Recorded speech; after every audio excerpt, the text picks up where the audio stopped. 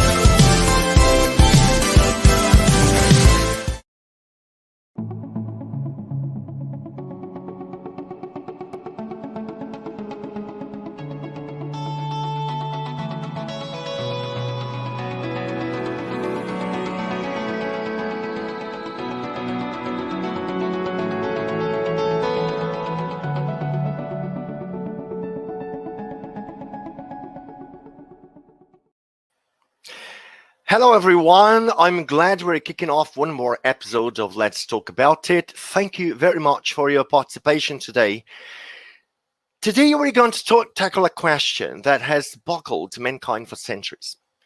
Science struggles to find evidence to prove the claims of those who have experienced life after death. But no evidence is strong enough than that obtained through personal experiences. Is there life after death? That's the topic of our today's Let's Talk About It. But before starting, it's important to say that everything is said here in the program has been taken as a result of theories based on personal experiences and experiments. So don't believe in anything, not even in what we say here in our debate. experiment, have your own personal experiences. Okay, to talk about this question, right? Is there life after death? Let me introduce our team, the team of of, of, of participants, in our debate today.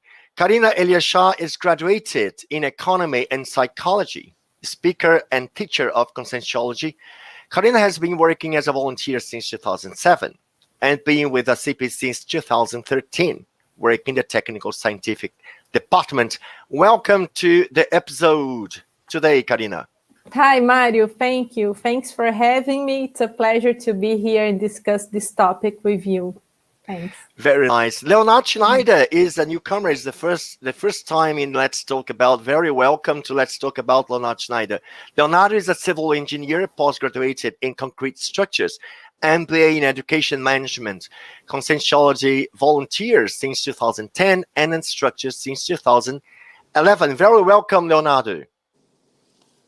Hello, Mario. Hello, everyone. Good morning. Thanks for having me. Great.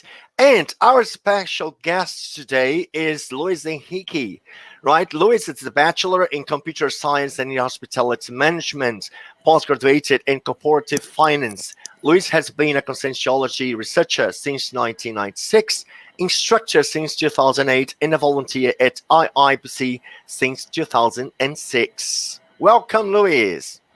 Thank you, Mario. Thank you. And thanks also, Karina, Leonardo. Thanks for the invitation. It's such a great pleasure and an honor to be here. So I hope we have a great debate today. Very nice, Luis. Luis is a volunteer at IIPC. Could you just introduce us to IIPC? IIPC is a consciential-centric institution, right? Sure, exactly. And it's also, IIPC stands for International Institute of Projectology and Conscientiology. Is an independent nonprofit institution of research and education based in Brazil. It was founded in 1988 by the physician and researcher Valdo Vieira. Okay, the IPC has been dedicated to the development and dissemination of projectology, which is the scientific study of consciousness through out-of-body experiences, which is actually one of the phenomena that we'll be talking about during this debate, right? So it would be very nice to talk about this kind of theme here, if there is life or not after that. Very good, Luis. Great. And okay, IIPC is one of the we have several consciential-centric institutions, each of them specialized in one specific study, right? And Conscientiology, Karina, could you introduce Conscientiology to the first timers in our program, please? Yes, so Conscientiology is the science that studies the consciousness as a whole. We are the consciousness. Myself, you, consciousness is always also known as ego or self. So we study us with all our bodies, existences, experiences, times and places of life in an integral and projective and self-conscious approach in relation to the various existential dimensions. So it's also consciousness is also all the people in human life and all self-conscious beings of dimension outside human life. And the consciential paradigm is focused on bioenergies, so how we exchange energies with other people, the environment, people with physical bodies and without physical body that we're going to discuss today, and the multidimensional and the pluri-existential, multiple lives scope, and also the self-research. So we are researching our own lives and our own manifestation, the cosmoethics, the universalisms, and the holosoma, the set of bodies that the consciousness uses to manifest itself. Good. And ASSIPI is one of, as I said, one of consciential-centric institutions. Leonardo, could you introduce ASSIPI, please? Sure. ASSIPI is an institution of conscientiology, so it's a conscientiocentric institution that is specialized in the study of research and development of the parapsychism. Parapsychism is an attribute of the consciousness, and it's indispensable for our evolution. For those who are not familiar with this term, parapsychism is a perception of the consciousness that goes in addition of the 5 basic senses of the human body. So we have the 5 senses, the 5 common senses, the physical senses, and we have the 6th sense. So the parapsychism is known as the 6th sense. And ASSIPI studies the 6th sense, studies the parapsychism with maturity, free from religious or mystical connotations, to help others and help ourselves to development ourselves and to help with our evolution.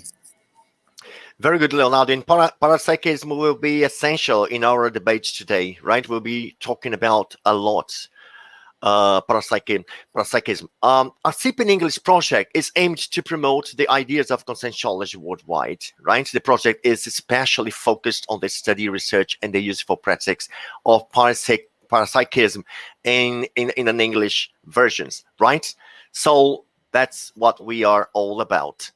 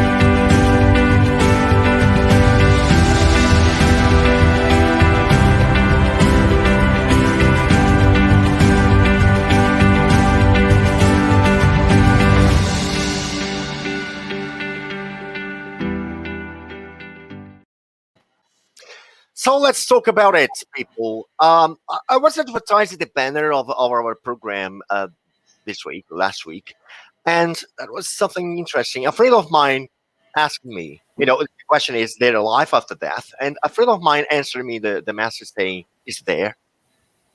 His question is, yes, is it really? Yeah, and I would like, because this is really a question everyone must have sometime made to themselves, right? So it's a very common question, a very common doubt. And I would like to start the show today by asking you, participants, have you ever had any evidence of life after death? Let's have this more interactive today. So if you can answer this question in our chat box, then you can participate in our debate more effectively. I will be very glad to have your opinion about this question. Okay, and I would start with this question with our people here, right? Karina, have you ever had any evidence of life after death? Yes, hi. I have several actually, because we are always studying and debating this subject. And since we encourage people to have their own experiences, we also try to have our own experience. So when we develop parapsychism, we are exchanging energies with people that no longer have the physical body. So it's not a question of if you believe it or not. It's a subject that you live it. You have the experience. So it's beyond belief. It's a fact. For me, it's a fact. It's not a philosophical question anymore. But in the past, it used to be a philosophical question, and I used to believe. I think it makes sense, but I never experienced something so real. But when I started studying and debating and having my own out-of-the-body experiences and also interacting with familiars, with relatives, and friends that already left this dimension, already died. And then I could feel their energy and sometimes even hearing them in my head with some words, and also feel the energy, and you recognize that is a very dear person to me or a beloved one that is near me. And also when the person is not feeling well, and we can feel the suffering. So yes, it's for me, it's a reality. Yeah.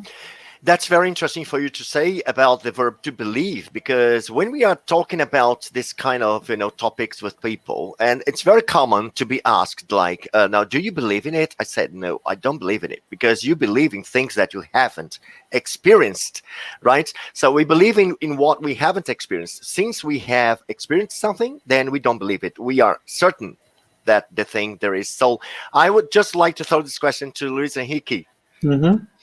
All right. Yeah, actually, I agree with you both. Right, we need to have our own experiences, and interesting because we can have those experiences instantaneously or unexpected way, or we can apply some techniques, right, to have experiences to, for example, leave our body with lucidity, right? We can have what we call projection of the consciousnesses. So we can leave our body by our own will, right? We just depend on our own will to leave the body. And when we do that, we can interact with other consciousnesses, right? We can talk with other people, as Karina said. We can interact and we can feel and we can read the thoughts of other people, right? We can be more much more our ideas much more clear, and then with that we have we are certain, right? We are sure that we are having that experience because of the level of lucidity we are having at that time. So I also have several experiences with that, and I can tell by myself, that from my experiences, I can for sure tell that the response is yes for that question, right? So I always motivate or incentivize people to have own experiences to have their certainty as well. That's right. Leonardo. Hello, Mario. I agree with all that you said, and I want to share a story of my life that I think when we have a story, we can see more clear. And the story I'm going to tell you is when I met one of my best friends. It was more than 10 years ago. We were friends from school, but we were not close friends. We just knew each other. And then he moved to a new apartment with his father. And in this new apartment, he started to have dreams with a woman. And this woman was very angry with him. And every night when he fell asleep, this woman came to him and said, you are in my apartment. You are in my apartment, and angry. So he get very, very, very scared with that. And he knew that I was studying this kind of stuff. I was studying this kind of stuff. And he asked me about that. if I knew something about this and if I could help him to deal with that. And I said to him to ask someone, ask some neighbor, ask someone in the building who lived before him in this apartment. So when he asked for someone in the building, this person described the same exactly lady, the same exact woman that appeared in his dreams. And then he called me, really scared with that. And then after that, we talked about some techniques and some tips to deal with that. And he is one of the best projectors I know in my life. He has a big facility to have out of body experiences. And then he started to know Conscientiology. He started to go to IIPC courses, and until today we are big friends. And this is a situation that proves to ourselves that there is life after death. You don't have to believe in what I'm telling here, but if you ask someone in your family, to your friends, there is always someone that have this kind of stories, this kind of situations that pass the truth. And so this is one of the stories, one of the many stories I could tell here. But it's one story that could help to see more clear this example. And it's very nice when we tell a story, as you said, right? Because we kind of illustrate the theory. That's very nice. I always say that, okay, in the universe, there is two basic elements, consciousness and energy, right? The universe is made, right? The human, we are just expanding and evolving, but everything, all the possibilities are there, you know? We are beings with multiple possibilities of experiences, extra-physical and intra-physical. And many of these possibilities, we live, right, them in our everyday life. Sometimes we have experiences we cannot explain. So today we kind of kick off this talk by saying, yes, there is life after that. And then we're just trying to give you some tips and some experiences we've had and we have studied and researched, just to you know, to show you evidences of it. I think that basically what some people haven't had is exactly the experience and the knowledge. So, Karina, let's talk about the importance of experiencing, you know, the things, right? Which is essential to assume that something exists or something doesn't exist. Yes, Mario, I think it's very important to have the experiences and also share the knowledge. For instance, today we are discussing a lot the coronavirus and exchanging the knowledge around the world. So use the mask. In the beginning, we were not sure how we can transmit the virus or how to better keep ourselves safe. Now it's common knowledge. So I think the extra physical perceptions, the parapsychism, is something like that.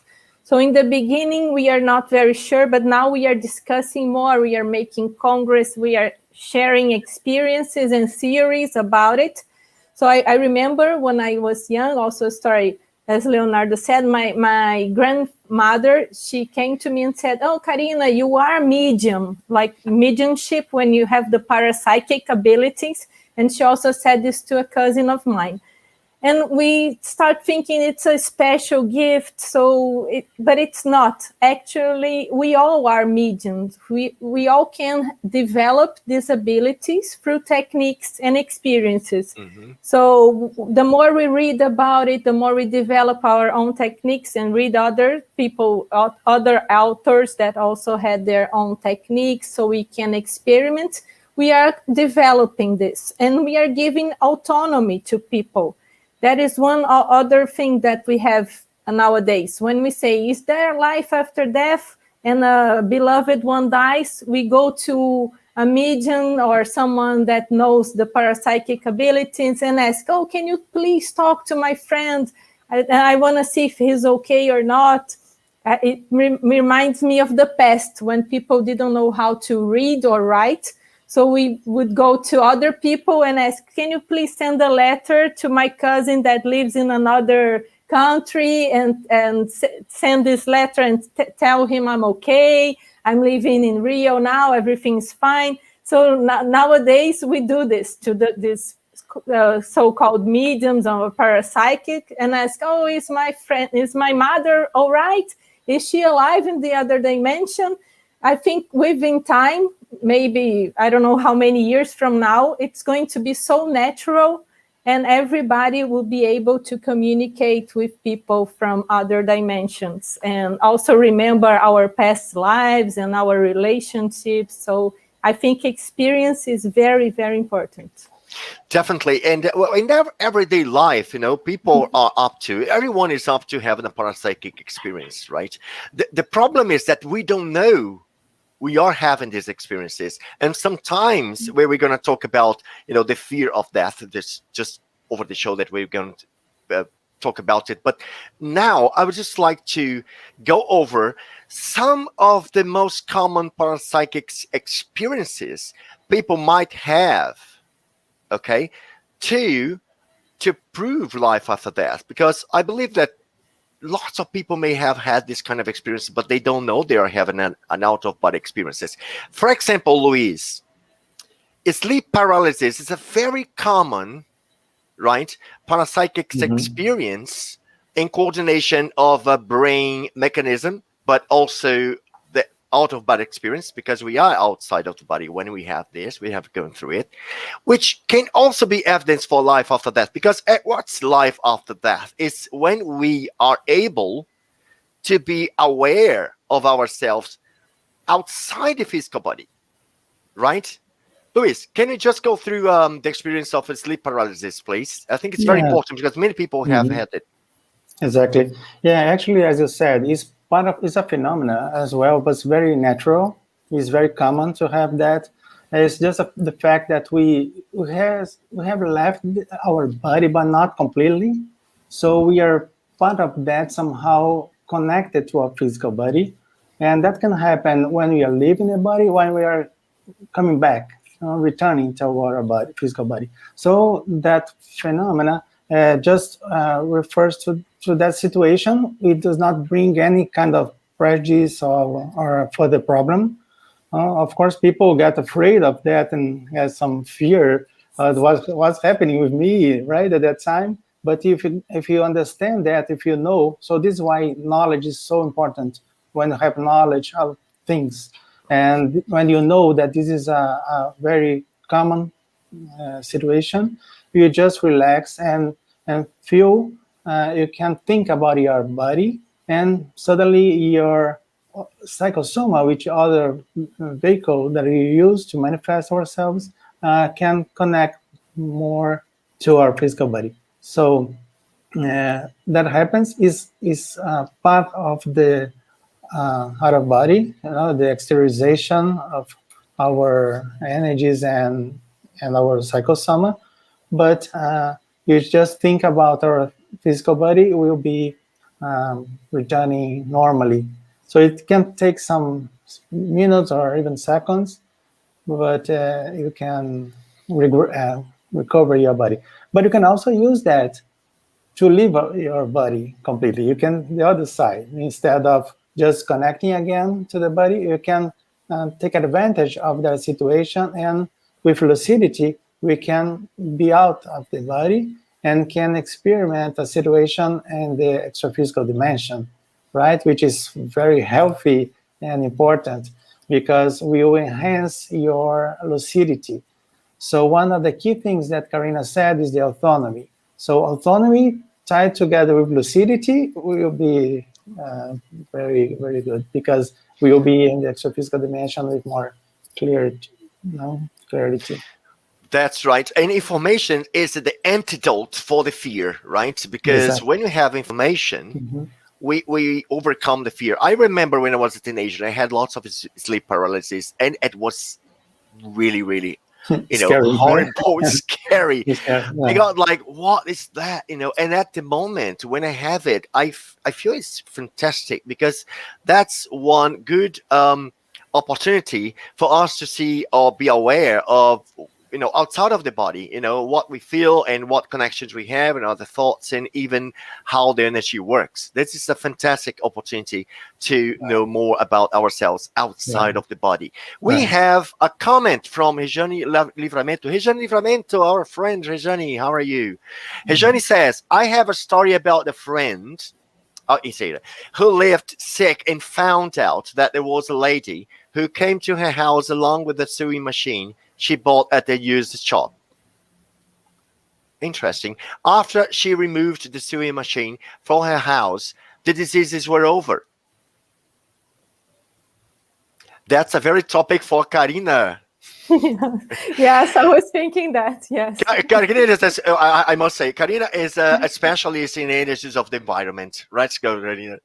Yes, and also the rubbish, these objects that have energies attached to it, because many people are not familiar that there's life after death. So many people die and stay here in this dimension, thinking that they are still alive. They are alive, but in another dimension. So they are conditioned to think they are still in the physical body and interacting with all of us. And for instance, if she had a very high appreciation for the sewing machine, she was very attached, emotionally attached to it, it's very common to happen. So when we die, we still are connected to the object. So we don't want to leave the object behind, and we stay like not connected, like an imprisonment. We are very attached, very difficult to detach.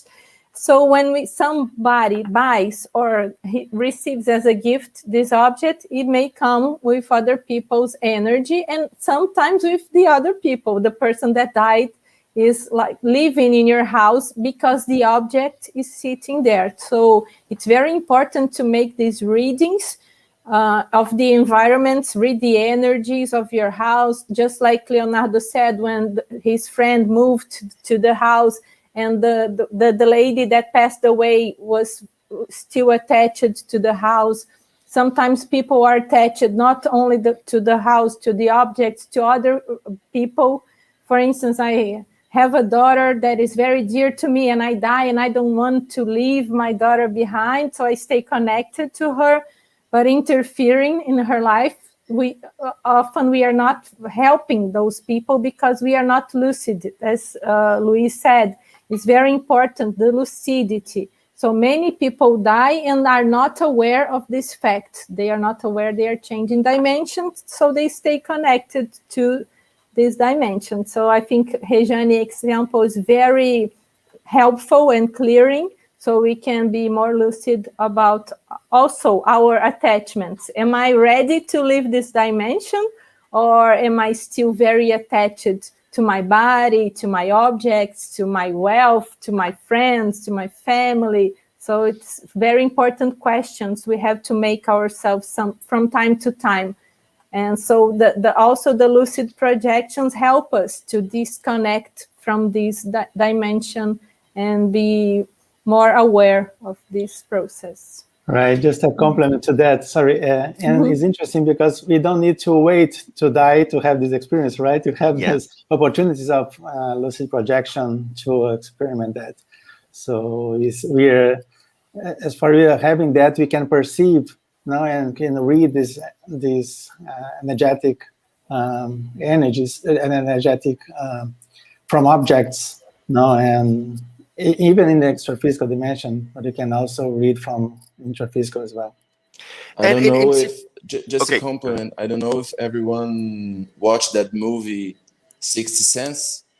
And in this movie, they have a scene with a lady with a store with a ring, an old ring with a wedding, I don't know. And the woman put the ring and feel the bride, feel the fiancé that used the ring many years before. Sure, that's very interesting. Yeah, of the Just residual energies. Go ahead. Can I just comment on this example that Leo brought? It's very common. Often people, when a husband or the wife dies, so the widow uses the ring of the deceased one. So it's a way of getting closer to the energy, but it's very difficult to disconnect. So we are in the way of the person that died. So we are like keeping the relative, keeping the partner here in this dimension. So it's not helpful at all. We should, and we don't help them to go to their path. Yes. Sure. We have another comment here from Benoit. I had 3 NDE experiences at 24 years old. NDE, it's another very good experience to exemplify life after death, near-death experience. Leonardo, could you just go through it and have some words about this kind of phenomenon? Yeah, and we had a let's talk about near-death experience yes, as well. One of the previous topics, yes. Yeah. So near-death experience, we have a lot of studies about near-death experience. It's a very common theme as well. It's a very common subject in our courses, in our debates, and this is kind of impressive, kind of incredible to have 3 near-death experiences in near age, 24 years old. You're very young to have 3 near-death experiences, Benoit, and the information that come to me in this kind of situation is to have to think about it in your life, because usually the near-death experiences happen to people, and we have to learn something with that. So you have to think about it, these near-death experiences, to see what kind of stuff did you learn with these experiences, and take advantages with this experience to improve yourself, to take it, to use that for your own evolution. That's very important for you to say, Leonardo, because we have to make the most of our experiences, right? A parapsychic experience by itself tells nothing if we don't really grab the meaning of it. So if you have had like 3 NDEs or near-death experiences, something might be there for you to see or for you to learn. So I totally back up what Leonardo has just said. Pay special attention to the content of the near-death experiences, what you saw there, what was your experiences, and what was the learning. That's the most important thing, right? Luis Henrique, would like to say something about near-death experiences? Yeah, as Leonardo said, a lot of reports all over the world about that, right? So people had improved a lot in terms of evolution after having those experiences.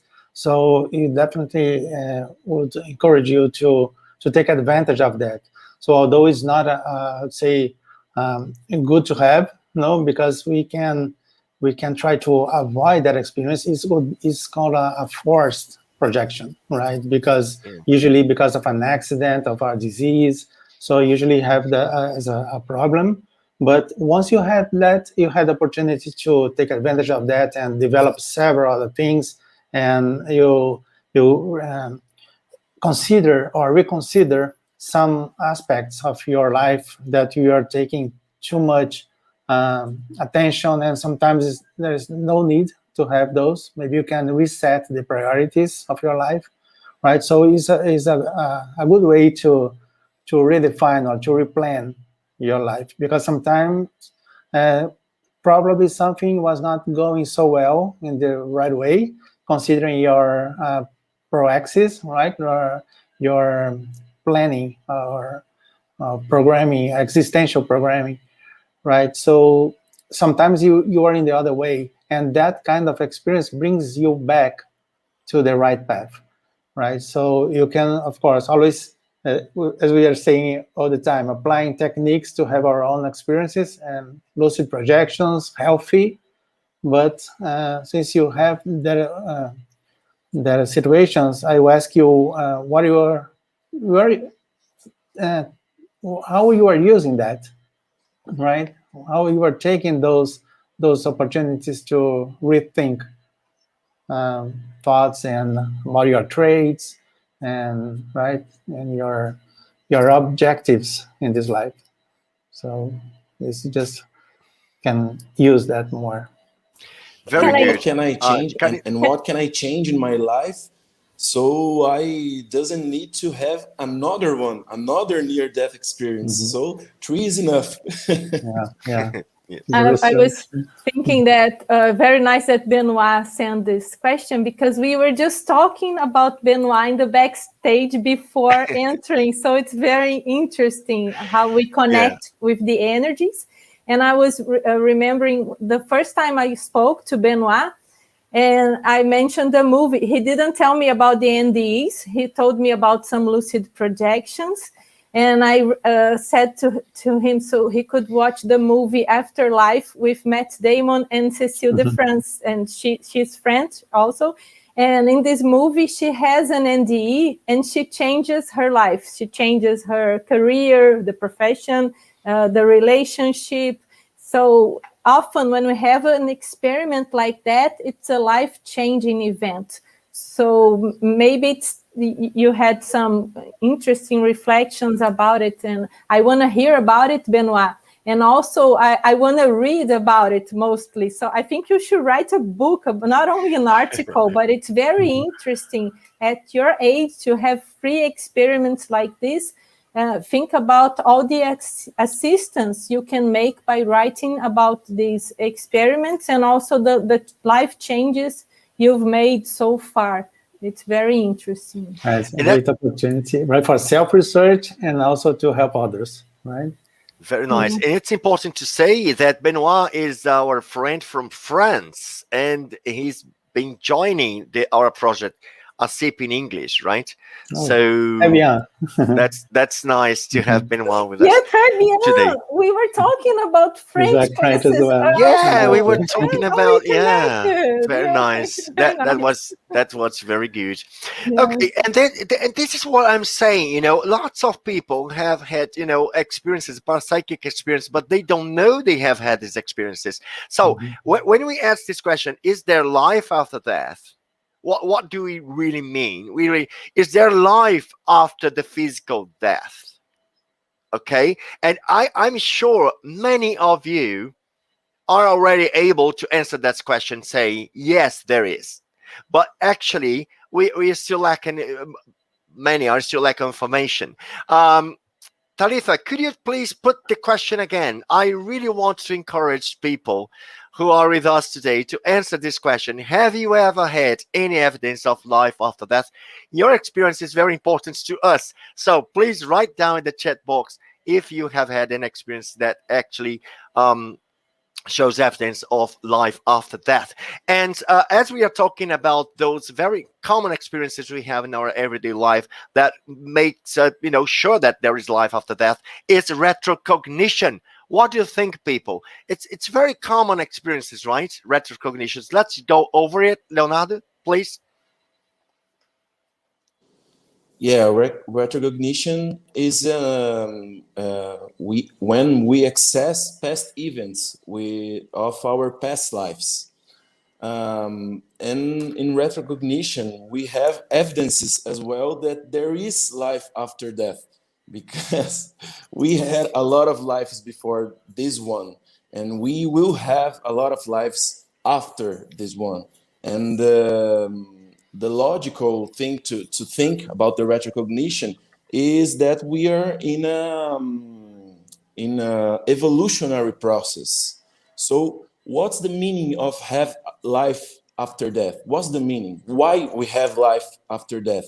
Because everyone is passing through an evolutionary process, and we have things to learn in each life. In each life, we come here to this planet, to this family, to this city. What I have to learn here to be more, to increase my evolution, to be a better person, to develop my attributes, to develop my traits. So the meaning of we have this life is life after life, and life after this life is to keep all these experiences that we have here in this planet and learn with that.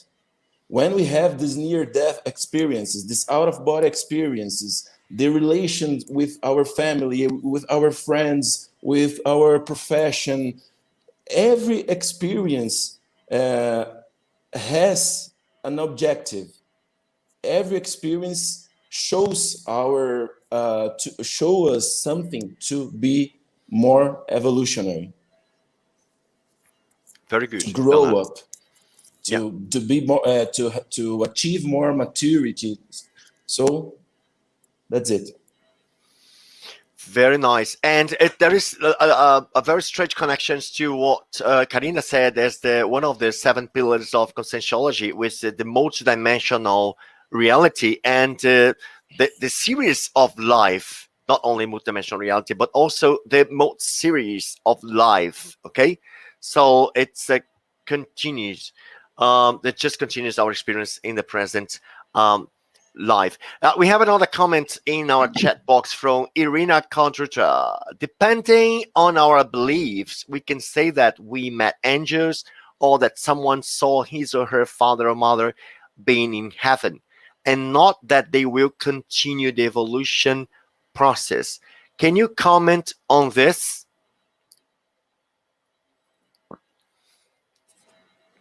All right. May I say something? Yeah, sure. Okay. So, Irina, right? Okay.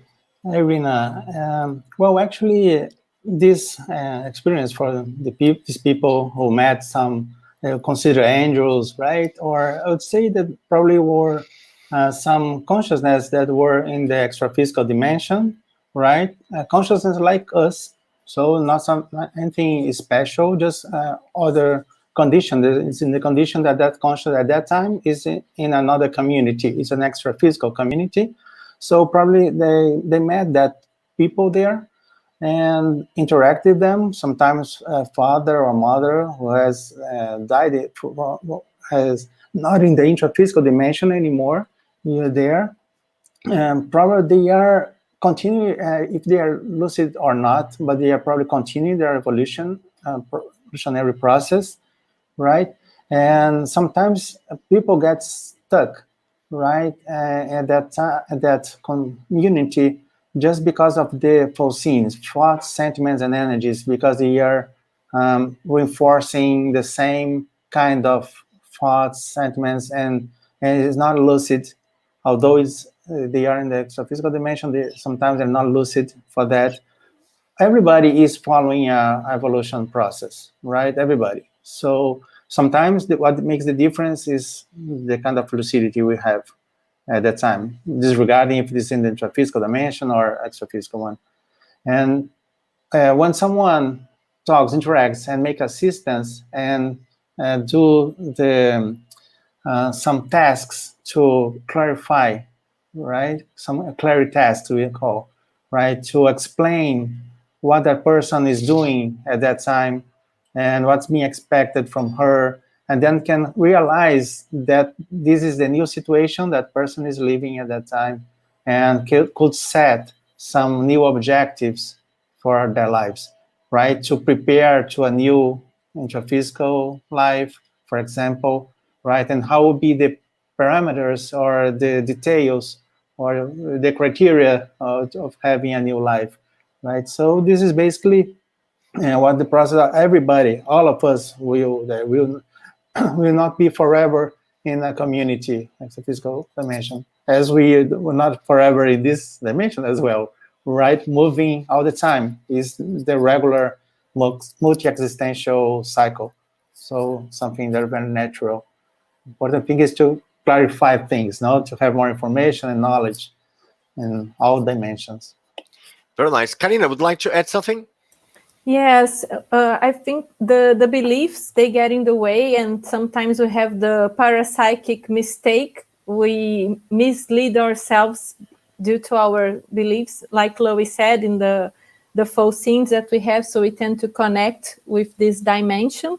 And I remember a friend of mine, I think I already said this example, she was in touch with, actually, it was her grandfather. She was not aware.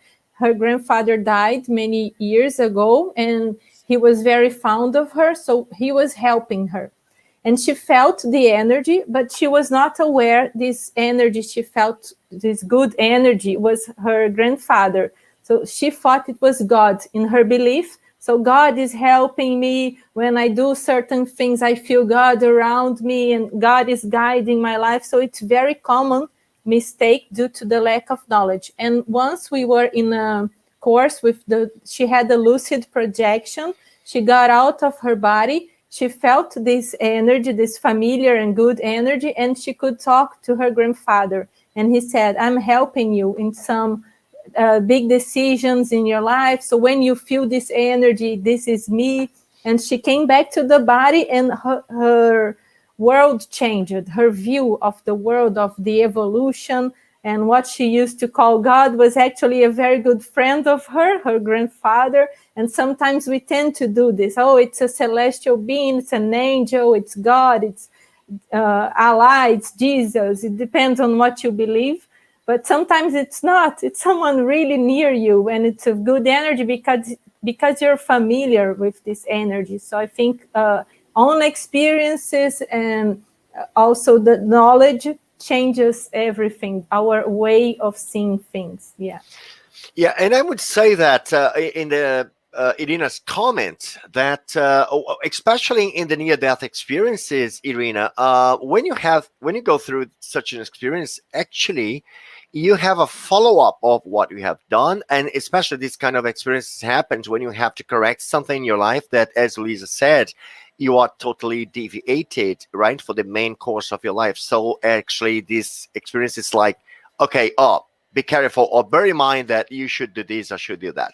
Actually, when you have ND experiences, you have a follow-up on your evolution process, right? That will continue. So actually this is a future as well, right? Because I will correct something that hasn't been quite running smoothly, so I have to correct something in my life, and this is part of the evolution process. So I would say that when you have an NDE experience, you really sort out something for the future, something for the evolutionary process as well. We have another comment coming in from Jean Livramento.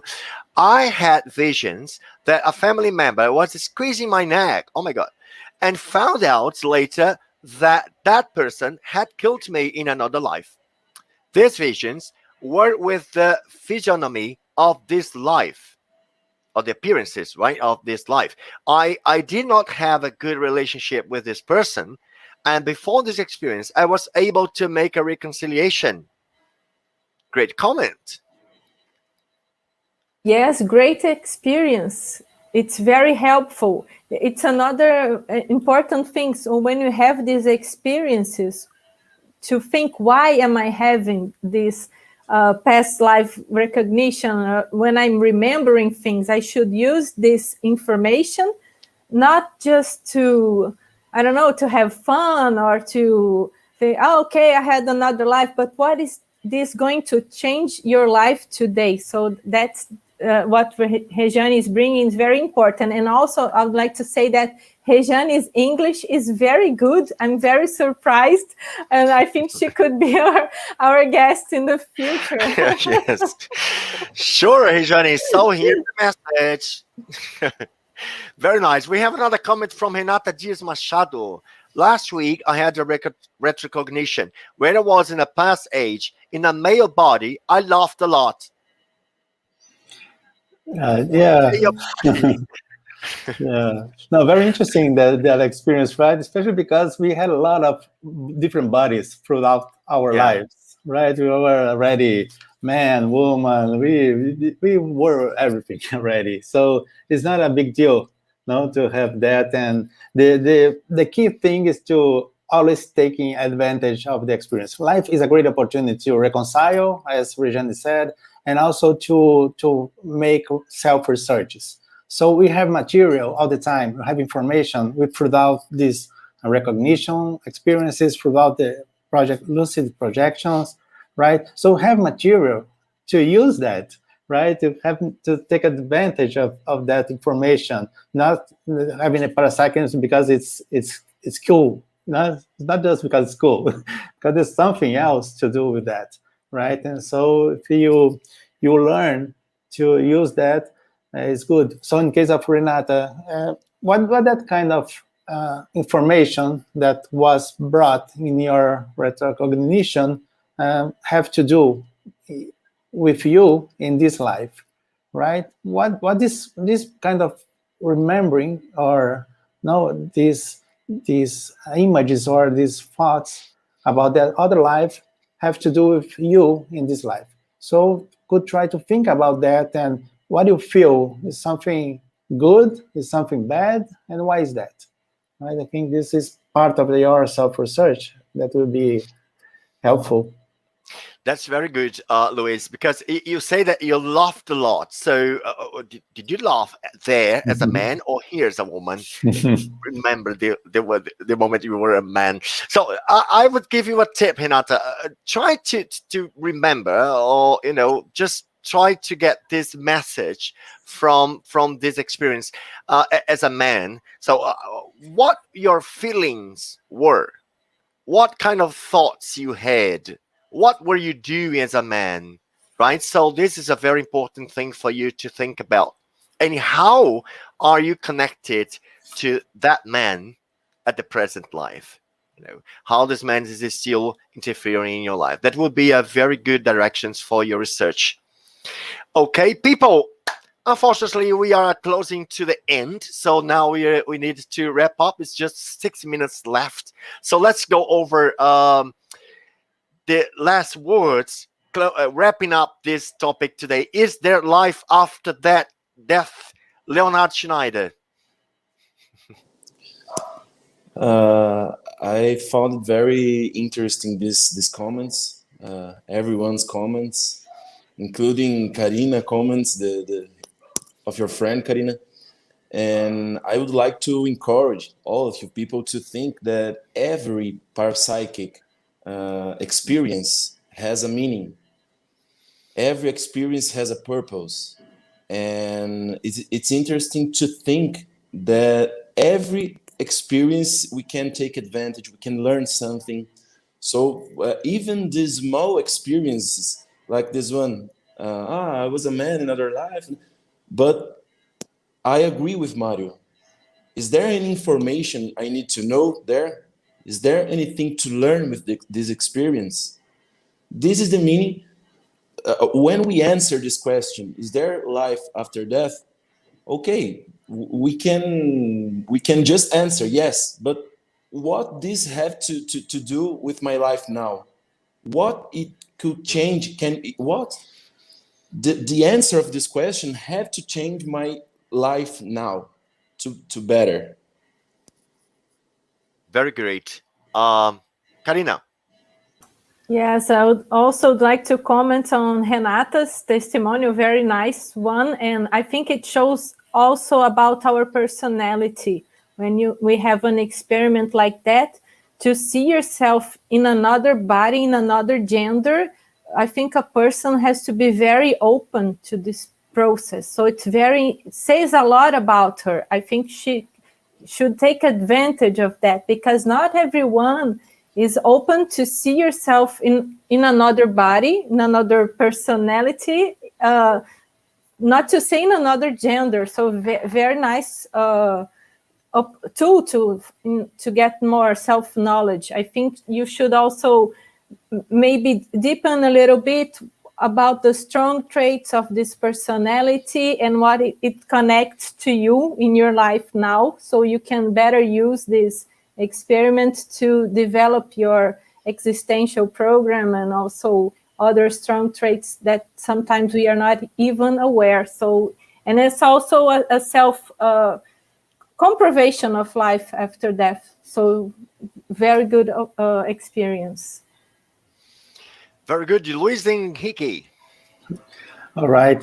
Well, I just want also to reinforce the words that my colleague said, and to encourage people to have our own experiences and other phenomena like clairvoyance. One of them is very important, that people can see other consciousness or can feel the energies around in our surroundings, right?